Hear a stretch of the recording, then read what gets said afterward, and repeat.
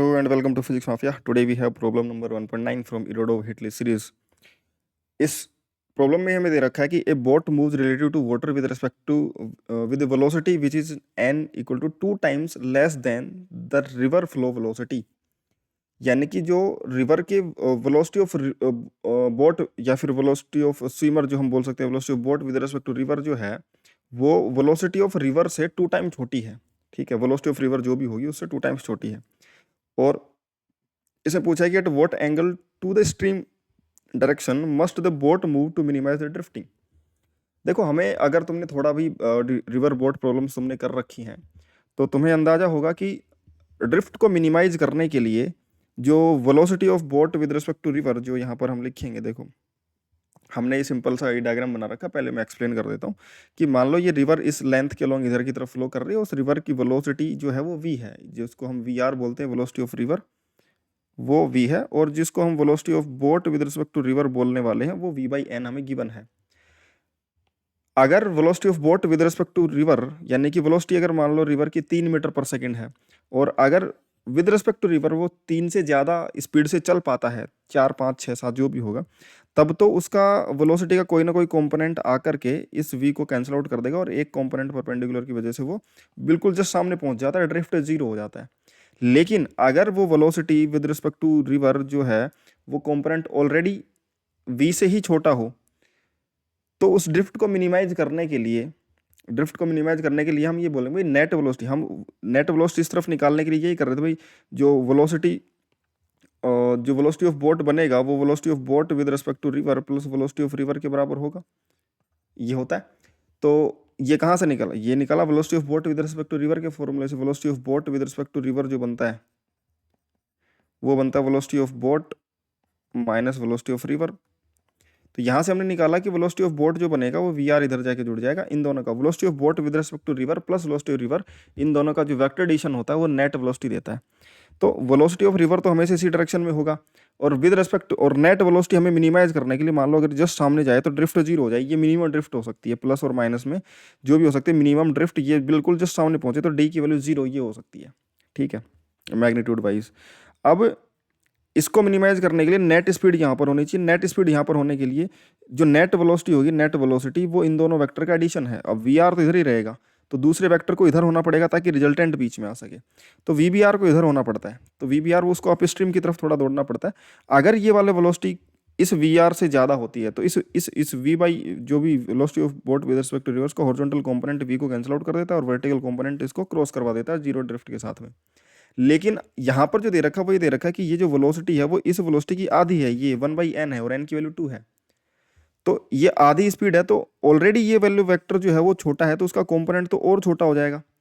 और ये और छोटी वैल्यू इस v से बैलेंस हो नहीं पाएगी। तो कभी भी x में वेलोसिटी यानी इन द डायरेक्शन ऑफ रिवर इसकी वेलोसिटी 0 हो ही नहीं पाएगी। अगर ये v/n यानी कि ये velocity of boat with respect to river, क्योंकि ये v से छोटा है, अगर ये पूरा का पूरा भी इधर की तरफ आ जाए तो भी इस v को कैंसिल आउट नहीं कर सकता। क्यों नहीं कर सकता? क्योंकि ये v होगा और यहाँ पर इधर की तरफ ये v/2 बनेगा, और v/2 v से छोटा होता है तो v को कैंसिल आउट कर नहीं पाएगा। तो नेट वेलोसिटी रिवर की डायरेक्शन में इसकी कुछ ना कुछ रहेगी। ठीक है, तो अब ड्रिफ्ट मिनिमाइज करना है। अब मैं पूरी वेलोसिटी इस तरफ दे दूंगा और नेट वेलोसिटी इधर की तरफ v और इधर v/2, तो net velocity in the direction of river आ जाएगी v/2, तो वो तो चलता जाएगा in the direction of river, तो ड्रिफ्ट हो ही नहीं पाया, मतलब ड्रिफ्ट 0 मिनिमाइज होने के चांसेस, फिर तो ड्रिफ्ट इन्फिनिटी आ जाएगा, इन्फिनिट तक चलता रहेगा उसकी डायरेक्शन में। इसको क्रॉस करने में तो इन्फिनिट टाइम लग जाए क्योंकि इस तरफ तो हमने वेलोसिटी दी नहीं। तो हमने क्या माना कि भाई मिनिमाइज तो करना है, मिनिमाइज करना है तो हमने मान लिया फिर से वही कि भाई वर्टिकल से एंगल थीटा पर तुमने इसको इस तरफ स्विम करना या फिर इसको मूव करवाना स्टार्ट कर दिया विद रिस्पेक्ट टू रिवर। अब उसमें वेलोसिटी ऑफ रिवर जुड़ करके नेट वेलोसिटी कुछ इस तरफ आ जाएगी। हमें पता है कि वो परपेंडिकुलर नहीं हो पाएगा क्योंकि ये वाला कंपोनेंट इस बार छोटा है, ये वेलोसिटी, इस वजह से नेट कुछ इस तरफ आएगा और ये कहीं ना कहीं यहाँ पर जाकर के मिलेगा और ये तुम्हारी ड्रिफ्ट बनेगी। समझ में आ गई बात? तो ये नेट वेलोसिटी की डायरेक्शन है। ये नेट वेलोसिटी की डायरेक्शन देखो, एक्स डायरेक्शन में वेलोसिटी निकालने के लिए हम क्या करेंगे कि इस वेलोसिटी के दो कंपोनेंट कर लेंगे। इधर की तरफ जो कंपोनेंट आएगा वो तो v/n का कोस थीटा कंपोनेंट आएगा, और इधर की तरफ जो वेलोसिटी का कंपोनेंट आएगा वो आएगा v/n का साइन थीटा कंपोनेंट। अब क्योंकि हमें पता है कि ये वाला वेलोसिटी ऑफ रिवर v जो है वो ज़्यादा होगा इससे, तो नेट x में जो वेलोसिटी आएगी, x डायरेक्शन में नेट वेलोसिटी वो क्या बन जाएगी, v में से इसको माइनस कर देंगे, तो v minus V by N sine theta जो बनेगा वो नेट x में वेलोसिटी आ जाएगी, और y डायरेक्शन में जो वेलोसिटी आएगी वो v बाई एन, ये जो v बाई एन है उसका कोस थीटा कॉम्पोनेंट। समझ में आ गई बात, क्या बन जाएगा ये, y डायरेक्शन में जो वेलोसिटी आएगी वो v बाई एन बनेगा, v by N cos theta. ठीक है, अब time to cross the river को क्रॉस करने में जो टाइम लगेगा वो टाइम कितना लगेगा, वो टाइम लगेगा ये वाली जो वाई डायरेक्शन की वेलोसिटी है, ठीक है, इस डायरेक्शन की वेलोसिटी और ये वाली विड्थ, तो इस डायरेक्शन में क्रॉस करेगा तो ये जो विड्थ है वो विड्थ अपॉन में इस डायरेक्शन की वेलोसिटी जिस स्पीड से उस डिस्टेंस को कवर करेगा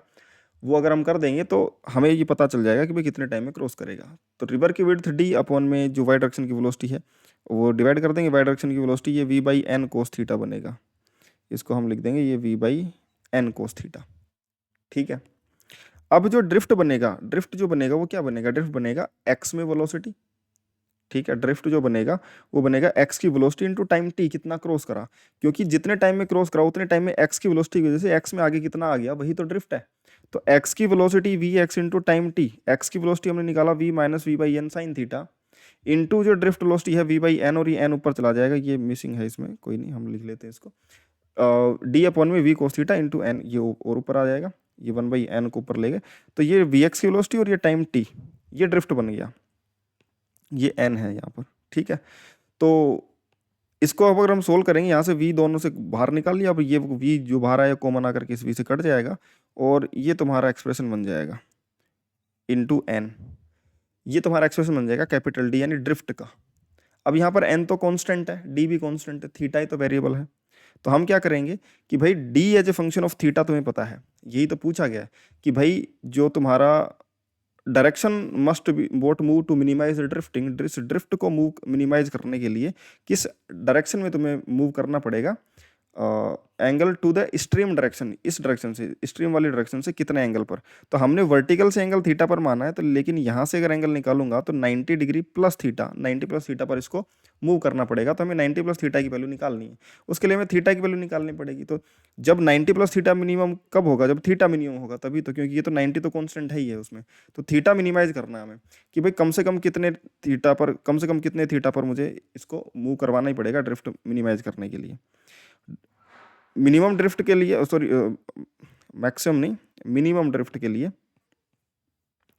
मिनिमा हो या मैक्सिमा हो डिफरेंशिएशन जीरो ही होगा, तो मिनिमम ड्रिफ्ट के लिए जो ये वाला डिफरेंशिएशन है D as a function of theta है, उसका D as a function of theta में डी ऑफ डी अपॉन में डी थीटा जीरो होगा मिनिमम ड्रिफ्ट के लिए, इसको डिफरेंशिएट कर देंगे, तो ये एक एन है जो कि बाहर रहेगा इस पूरे में, जैसे ये डी है, तो इसको डिफरेंशिएट करेंगे तो देखो डिनोमिनेटर का स्क्वायर है ना, फिर डिनोमिनेटर ऐसे कैसे, फिर न्यूमिनेटर का डिफरेंशिएशन, न्यूमिनेटर के डिफरेंशिएशन में इसको ऐसा लिख दूँ मैं ओपन करके, डी इंटू एन तो कॉन्स्टेंट थे वो बाहर रह जाएंगे, डी इंटू एन कॉन्स्टेंट थे वो बाहर रह जाएंगे। अब इसका डिफरेंशिएशन करूंगा, सॉरी हाँ कोस थीटा ऐसे कैसे, अब इसका डिफरेंशिएशन करूंगा तो डी इंटू एन तो कॉन्स्टेंट थे ऐसे कैसे, अब ब्रैकेट में जो 1 है 1 का differentiation 0 minus sine theta by N का, साइन का डिफरेंशिएशन कोस और 1/n तो ऐसे कैसे, ये डिफरेंशिएशन माइनस, अब जो अपर वाला पार्ट है वो ऐसे कैसे, डी इंटू एन ऐसे कैसे रहेगा into 1 minus 1/n sine theta, और अपर पार्ट ऐसे कैसे रहेगा, और डिनोमिनेटर का डिफरेंशिएशन, जो डिनोमिनेटर कोस थीटा का डिफरेंशिएशन माइनस का साइन थीटा यहाँ पर आ जाएगा, ये इसका डिफरेंशिएशन आ जाएगा as a function of theta, इसको डिफरेंशिएट करके इक्वल टू 0 कर देंगे तो मिनिमा हमें मिलेगा, उसके लिए थीटा मिलेगा जहाँ पर मिनिमा होगा। इसको हम इसको पूरे को एक्सपेंड करेंगे तो डी के साथ एन है हर जगह, ऐसा लिख लें, तो वो जो हमने मिस्टेक कर रखी थी एन छोड़ रखा था वो मिस्टेक कवर हो जाएगी। हाँ, जैसे डी कॉमन आकर के कट गया, कॉमन आकर के 0 में चला जाएगा, वैसे ये वाला एन भी जो था वो भी कॉमन आकर के 0 में चला जाएगा, बाकी बच गया भाई, आगे कोई दिक्कत नहीं होगी उससे क्योंकि वो एन कट चुका है जो हमने मिस किया था। तो ये वाला जो है एक्सप्रेशन, इसको सोल्व करेंगे, इसमें कॉमन ले लेंगे इन दोनों में से, साइन -1/n तो साइन स्क्वायर प्लस को स्क्वायर 1 बन जाएगा, और यहाँ से साइन थीटा की वैल्यू आ जाएगी 1/n, sine theta 1/n, theta sine inverse 1/n, तो थीटा जो अल्फा होगा हॉरिजॉन्टल से एंगल बोल दिया, मान लो कि जो हॉरिजॉन्टल यानी कि इन द डायरेक्शन ऑफ रिवर से जो एंगल बनेगा 90 प्लस थीटा बनेगा, तो उसको अल्फा बोल दिया, अल्फा 90 प्लस यानी π/2 प्लस थीटा, तो π/2 प्लस थीटा यानी साइन इनवर्स 1/n, ये आंसर बन जाएगा। अब n की जो भी वैल्यू होगी उसके लिए आंसर बन जाएगा। n की जो वैल्यू हमें दे रखी है 2 दे रखी, तो n की वैल्यू 2 दे रखी थी, तो ये बन जाएगा साइन इनवर्स हाफ, साइन की वैल्यू हाफ होती है 30 डिग्री पे यानी कि π/6 एंगल पर, तो π/2 प्लस π/6 यानी कि ये बन जाएगा 2π/3, इतना एंगल बन जाएगा। इस एंगल पर अगर तुम in the direction of river से अगर तुम इस एंगल पर इसको रिवर की velocity of boat with respect to river दोगे, तो with respect velocity of river मिल करके नेट कुछ इस तरफ जाएगा, और ये जो ड्रिफ्ट होगी इसकी मिनिमम ड्रिफ्ट होगी। ठीक है, इसी क्वेश्चन को हम एक और अलग वेक्टोरियल मेथड से, यानी कि जिसमें हम सिर्फ वेक्टर को एडिशन करते हैं, और काइनेमेटिक्स की मैक्सिमम प्रॉब्लम जो होती हैं, बहुत सारी प्रॉब्लम्स जिसको हम करते हैं, उसको अगर हम वेक्टर से सोचते हैं ना, तो वो प्रॉब्लम्स बहुत आसान हो सकती हैं। इससे पहले मैंने वेक्टर से प्रॉब्लम तुम्हें सोल्व करके दिखाई एरोडो की, इससे नेक्स्ट आगे जो प्रॉब्लम्स आएंगी उनको भी मैं डिफरेंट प्रॉब्लम्स को तुम्हें काइनेमेटिक्स से सोल्व करके वेक्टर्स एडिशन से सोल्व करके दिखाऊंगा, बहुत आसान हो जाएंगी। ठीक है ना, तो उसी तरीके से हम इसको भी करने की कोशिश करते हैं कि मेथड 2 ये देखते हैं कि वेक्टर मेथड है, बड़ा पावरफुल मेथड होगा क्योंकि बहुत आसान कर देगा हमें। बस इसमें क्वेश्चन को सोचने के बारे में थोड़ा सा दिमाग लगाना पड़ेगा, टाइम सिर्फ हमें हमारा उसमें जाएगा, कैलकुलेशन में इसमें कोई टाइम नहीं जाएगा। जैसे पिछले पार्ट में हमें ज़्यादा कैलकुलेशन, दिमाग ज़्यादा लगाना नहीं था, कुछ स्टैंडर्ड तरीका होता है मैक्सिमम मिनिमा निकालने का, और उसमें फंक्शन लिख करके डिफ्रेंशिएट कर दो, और वहाँ से मैक्सिमम मिनिमा कंडीशन आती है और वहाँ से वैल्यू पता चल जाती है। इसमें हमें सोचने में थोड़ा दिमाग लगाना पड़ेगा, और कैलकुलेशन में तुम्हें दिमाग लगाने की जरूरत नहीं पड़ेगी, कैलकुलेशन इसमें आसान हो जाएगी। इसमें क्या है कि देखो, तुम्हें क्या पता है कि जो नेट वेलोसिटी होगी वीबी, वेलोसिटी ऑफ बोट यानी कि इन ग्राउंड फ्रेम, वो velocity of river plus velocity of boat with respect to river, इन दोनों का वेक्टर एडिशन होगा। तो वेलोसिटी ऑफ रिवर ये है, और velocity of boat with respect to river head to tail connect करूंगा मैं ट्राइंगल लॉ का वेक्टर एडिशन का यूज करूंगा। तो वेलोसिटी ऑफ रिवर ये है, और velocity of boat with respect to river ये ऐसे मान लो कि तुमने इधर से तो एंगल पूछा था, कितने एंगल पर हमें उसको मूव करवाना चाहिए, velocity of boat with respect to river किधर होना चाहिए। तो यहाँ से एंगल मान लो थीटा पर, ये velocity of boat with respect to river है, यहाँ से जोड़ दूंगा इधर ये वेक्टर को, तो इन दोनों को ज्वाइन, इसके ओपन टेल से ओपन हेड की तरफ ज्वाइन करने वाला ये जो वेक्टर बनेगा, ये एक रिजल्टेंट वेक्टर बन जाएगा, ये नेट वेलोसिटी बन जाएगा वीबी। इसको हम बोल सकते हैं वी नेट, या फिर बोलूं वीबी, इसको बोल सकते हैं। ठीक है, ये नेट वेलोसिटी वेक्टर होगा। अब पार्टिकल उधर ही तो जाएगा जिधर नेट वेलोसिटी होगी, तो अगर जिस तरफ नेट वेलोसिटी उस तरफ पार्टिकल जाएगा, तो पार्टिकल यहाँ से, यानी कि ये जो बोट है वो यहाँ से निकल के इधर की तरफ जाएगी, और यहाँ पर जाकर के इस किनारे पर पहुंचेगी, तो ये जो बनेगी तुम्हारी ड्रिफ्ट होगी। अब थीटा की अलग अलग वैल्यूज के लिए अगर मैं थीटा को कम रखूंगा ऐसे, तो रिजल्टेंट वेलोसिटी ऐसे आएगी, तो और भी आगे जाएगा। थीटा को अगर मैं ऐसे रखूंगा, तो थीटा को अगर मैं ऐसे रखूंगा, तो ये कुछ इस तरीके से रिजल्टेंट वेलोसिटी आएगी, और ये ऐसे जाएगा। तो थीटा की अलग अलग वैल्यूज के लिए, क्योंकि रिजल्टेंट वेलोसिटी की वैल्यू अलग अलग आएगी, तो ड्रिफ्ट भी अलग अलग आएगा। समझ में आ गई क्या बात? तो मैं क्या कर रहा हूँ कि भाई मैं अलग अलग ओरिएंटेशन में इसको ड्रॉ करने की कोशिश करूँ। जैसे जैसे थीटा बढ़ेगा, जैसे जैसे मैं इसको इधर की तरफ, देखो अगर मैं इस तरफ लेके आता हूँ, थीटा को कम करता हूँ, तो रिजल्टेंट वेलोसिटी इस तरफ आएगी, और रिजल्टेंट वेलोसिटी इस तरफ आएगी, तो ड्रिफ्ट बढ़ेगी, फिर आगे की तरफ जाकर के इसको बैंक पे पहुंचेगा। तो हमें घुमाना तो इस तरफ ही पड़ेगा। मान लो अगर मैं यहाँ पर इस तरीके से यहाँ पे पहुँचता हूँ, तो फिर ड्रिफ्ट और कम हो जाएगी, यहाँ पर ऐसे करता हूँ तो ड्रिफ्ट और कम हो जाएगी। लेकिन ऐसा नहीं है कि मैं इधर घुमाता जाऊँ और ऐसे ऐसे फिर ड्रिफ्ट कम हो जाएगी। तो ऐसे तो फिर मैं नेट कुछ इस तरफ ले आऊँ, ऐसे ले आऊँ, ऐसे ले आऊँगा, तो ऐसे कर दूँ मैं बिल्कुल अपोजिट, तो फिर भी नेट वेलोसिटी इस तरफ आएगी, तो फिर तो इनफाइनाइट ड्रिफ्ट आ जाएगी, यानी कि वो उसके पैरेलल चलता ही रहेगा, कभी क्रॉस कर ही नहीं पाएगा। तो depending on the value of theta, ये फाई बदलेगा, फाई बदलने से नेट वेलोसिटी की डायरेक्शन बदलेगी, नेट वेलोसिटी की डायरेक्शन बदलने से ड्रिफ्ट बदलेगी। तो नेट वेलोसिटी कितनी ज्यादा वर्टिकल डायरेक्शन के पास में जा सकती है, जितना नेट वेलोसिटी जितना ज्यादा इधर होगी उतना कम ड्रिफ्ट होगा, जितनी ज्यादा इधर होगी उतना कम ड्रिफ्ट होगा। तो कितना इधर की तरफ जा सकती है, थीटा बढ़ने पर फाई बढ़ेगा। थीटा की मैक्सिमम वैल्यू, मतलब कि थीटा की किस वैल्यू पर फाई अपना मैक्सिमम इधर की तरफ इंक्लाइंड होगा ताकि ड्रिफ्ट मिनिमम हो सके, वो देखते हैं। तो हम क्या करेंगे भाई, इस पॉइंट पे ये वी आर तो यहाँ पर है ही है, और इस पॉइंट पर वी बी आर तुम्हें जोड़ना है, वी बी आर को अलग अलग एंगल पर जोड़ना है। लेकिन इसमें मजे की बात यह कि ये पॉइंट फिक्स है, यानी कि एक सेंटर की तरह काम करेगा, और वी बी आर जो वेलोसिटी है उसका एरो का लेंथ तो सेम ही रहेगा, क्योंकि वी बी आर का मैग्नीट्यूड सेम है। यानी कि अब इस एरो की डायरेक्शन सिर्फ चेंज करनी है, इनिशियल पॉइंट सेम रखना है और लेंथ भी सेम रखनी है। तो ये क्या बनेगा कि इस पॉइंट के अबाउट इस एरो को घुमा रहे हो तुम एक सर्कल में। समझ में आ गई क्या बात? तो एक सर्कल बनाया जा सकता है कि अलग अलग एंगल पर, ये एक सर्कल बना लो, इसमें तुम्हें पता चल जाएगा अलग अलग एंगल पर किस किस किस किस तरफ वीबीआर हो सकता है। तो अब यही है कि भाई हमें फाई की मैक्सिमम वैल्यू निकाल सकनी है, कितना हो सकता है, उस फाई की मैक्सिमम वैल्यू के लिए जो ड्रिफ्ट आएगी वो मिनिमम ड्रिफ्ट आएगी। चलिए, हम अभी बात कर रहे थे कि क्योंकि ये जो वीबीआर होगा वो अलग अलग डायरेक्शन में होगा, लेकिन लेंथ सेम रहेगी और इनिशियल पॉइंट सेम रहेगा, तो इस पॉइंट पर सेंटर मान करके वीबीआर लेंथ की रेडियस का एक सर्कल बना सकता हूँ। इस सर्कल पर ड्रॉ करके अगर मैं देखूंगा, ध्यान से सुनना, कि मैं मान लेता हूँ कि यहाँ से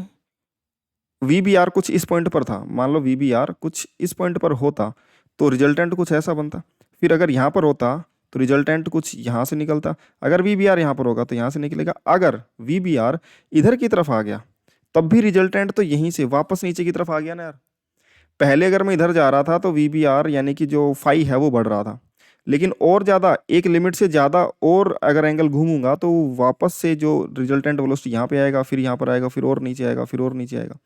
तो रिजल्टेंट वेलोसिटी वापस से हॉरिजॉन्टल होना स्टार्ट हो गई है, अलोंग द रिवर होना स्टार्ट हो गई है। यानी कोई ना कोई एक पॉइंट ऐसा आया जहाँ पर ये जो फाई होगा वो मैक्सिमम होगा, यानी कि जो वीबीआर होगा वो इसके साथ में मिनिमम एंगल पर होगा, इधर की तरफ जब सबसे ज़्यादा इंक्लाइंड होगा। वो कौन सा पॉइंट हो सकता है? देखो, इस पॉइंट से भाई ये जो इनिशियल पॉइंट है, फाइनल पॉइंट इसी सर्कल पर लाई करेगा, तो रिजल्टेंट जो भी होगा वो इसी सर्कल के पॉइंट से गुजरेगा। यहाँ से गुजरेगा इन दोनों पॉइंट से तो नहीं हो सकता, यहाँ से इन दोनों पॉइंट से नहीं, इन दोनों पॉइंट से और बढ़ सकता है इस पॉइंट पे। ये एक ऐसा पॉइंट है जो हमें सबसे ज़्यादा एंगल वाली टेंजेंट देगा इस पॉइंट से। अगर मैं इस पॉइंट से टेंजेंट ड्रॉ करूँ या फिर इस पॉइंट से एक ऐसी लाइन बनाऊं जो हॉरिजॉन्टल से मैक्सिमम एंगल बनाए और इस सर्कल को टच या कट करते हुए निकले, तो वो यहाँ से निकलने वाली एक टेंजेंट होगी। इससे ज़्यादा दूर अगर मैं लेके जाऊंगा कोई लाइन, तो फिर वो इस लाइन सर्कल पे ही लाइन नहीं करेगी, यानी कि इसका कोई इन दोनों का रिजल्टेंट बना ही नहीं पाएगी वो। तो मैक्सिमम क्या हो सकता है कि यहाँ से घूमते घूमते मैं इस पॉइंट पर आ जाऊँ कि ये परपेंडिकुलर हो जाए। समझ में आ गई बात? रिजल्टेंट वेलोसिटी यानी टेंजेंट बने, और टेंजेंट क्या होगा, इस रेडियस के परपेंडिकुलर हो गए, यानी कि इस ट्राइंगल के अंदर ये एंगल 90 डिग्री का होगा, और ये हमने एंगल थीटा माने रखा भाई। इस थीटा पर हमें वो बताना ही है कि थीटा की वैल्यू कितनी होगी, कि इन द डायरेक्शन ऑफ स्ट्रीम से कितने एंगल पर वीबीआर को रखा जाए। हमने ये मान लिया फाई है, ये फाई की मैक्सिमम वैल्यू होगी जिस समय ये टेंजेंट बनेगी, ये हमने समझ लिया। ठीक है, तो अब हम लिख सकते हैं कि भाई देखो, इस वाले ट्राइंगल से क्योंकि ये हाइपोटेनियस होगा, क्योंकि ये 90 डिग्री है, तो वी आर का कोस फाई तो ये बनेगा नेट वेलोसिटी, और वी आर का साइन फाई क्या बन जाएगा, वीबीआर। वी आर का sine phi V B R के बराबर होगा, तो साइन फाई की value V B R upon V R, यानी कि वी बी आर की value velocity of boat with respect to V by N दे रखा है हमें, V by N upon velocity of river V दे रखा था, 1/n आ गया, साइन फाई 1/n, और एन की वैल्यू 2 है तो साइन फाई हाफ आ गया, 5 पाई/6 हो गया। अब ये पाई/6 एंगल है, ये 90 डिग्री है, तो ये 90 माइनस पाई/6 होगा, तो ये कितना होगा 90 प्लस पाई/6, क्योंकि टोटल तो 180 डिग्री होना है ना। तो ये कितना बन जाएगा पाई/2 प्लस 5, यानी पाई/2 प्लस पाई/6, ये 2 पाई/3 फिर से आंसर बन जाएगा। ठीक है, this will be the correct answer. तो ये एक अलग अप्रोच थी वेक्टर मेथड को इंक्लूड करते हुए, और आई होप कि ये अप्रोच तुम्हें बहुत इंटरेस्टिंग लगी होगी। इसमें देखो कैलकुलेशन कितनी सी हुई है, हमें सीधा ही रिलेशन मिल गया, साइन फाई की वैल्यू सीधे मिल गई, यानी कि इस एंगल की वैल्यू मिल गई, और इस एंगल की वैल्यू मिल गई, तो हमें इस एंगल की वैल्यू मिल गई, तो यहाँ से ये वाला एंगल हमें मिल गया, थीटा की वैल्यू। ठीक है, बाकी मिलते हैं यार ऐसे इंटरेस्टिंग सॉल्यूशंस के साथ में नेक्स्ट वीडियो में, तब तक के लिए बाय।